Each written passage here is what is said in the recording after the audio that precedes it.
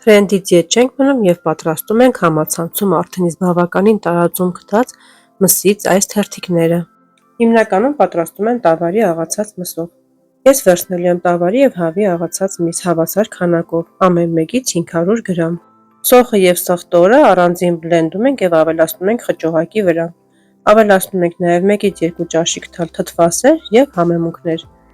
Ես համեմել եմ աղով, սև և կարմիր պղպեղներով։ Կարող եք նաև համեմել ձեր նախընտրած համեմունքներով։ Բաղադրիչները և հստակ քանակը ինչպես միշտ կգտնեք նկարագրության բաժնում։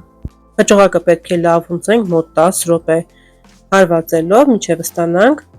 այսպիսի միատարր և կպչուն զանգված։ Յուղաթղթի վրա դնում ենք խճողակից մոտավորապես 200 գրամ։ Վրան դնում ենք ևս 1 յուղաթուղթ և գրդնակի միջոցով հավասար տարածում ենք։ Պետք է ստանանք շատ բարակ շերտ։ Վրայի յուղաթուղթը զգուշությամբ հեռացնում ենք, այնպես որ միսը չպոկվի։ Տեսեք, թե ինչքան բարակ ու թափանցիկ է ստացվել, հենց այսպես էլ մեզ պետք է։ Այսպես շերտով ծալում ենք մինչև վերջ։ Այս տարբերակով պատրաստում ենք ամբողջ խճողակը։ Տեղափոխում ենք ջեռոցի տապակի մեջ, եփելու ենք 2 առարսճանի տակ մոտավորապես 20-ից 25 րոպե։ Ահա արդեն պատրաստ է մեր մսի թերթիկները, տեսեք, թե ինչքան լավ է ստացվել և ինչքան հեշտ է դուրս գալիս յուղաթղթի վրայից։ Մի փոքր սառելուց հետո միսը պետք է պոկենք իրարից։ Պոկում ենք այնպես, ինչպես հարմար կլինի, մեծ փոքր կտորները կապ չունեն։ Տեսեք, թե ինչքան հեշտ է առանձնանում իրարից, կարծես թե թուղթ լինի։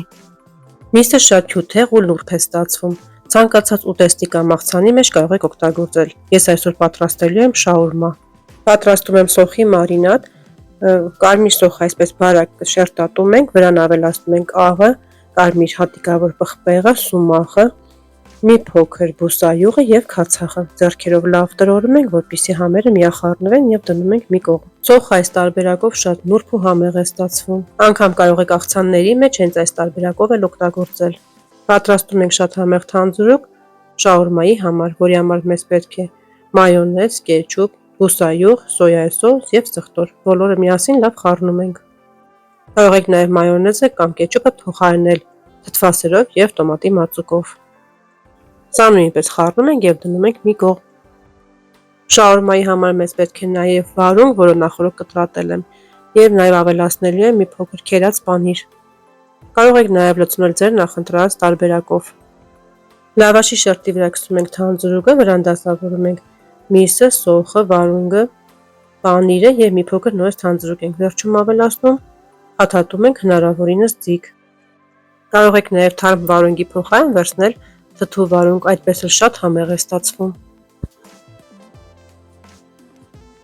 Եվ այս փերթականությամբ պատրաստում ենք բոլորը, մինչև ամբողջ մթերքները կվերջանան։ Ինձ մոտ այս չափաբաժնից ստացվեց մոտավորապես 12 հատ շաուրմա։ Այս մսի կտորները նաև շատ համեղ է լինում փլավների հետ։ Ահա ամբողջն արդեն պատրաստ են, ես տապակելու եմ նաև տոստի սարքի մեջ, եթե չունեք, կարող եք սովորական տապակի մեջ տապակել երկու կողմից։ Այսպես լավաշը ստացվում է մի փոքր խրխրթան, իսկ ներսից շատ հյութեղ միջուկ։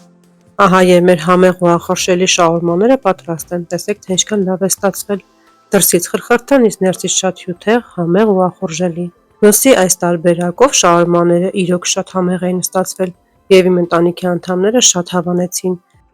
Վստահ եմ, որ դուք էլ կհավանեք, եթե այն պատրաստեք։ Այսօր էլ այսպիսի համեղ բաղադրատոմս էի պատրաստել ձեզ համար։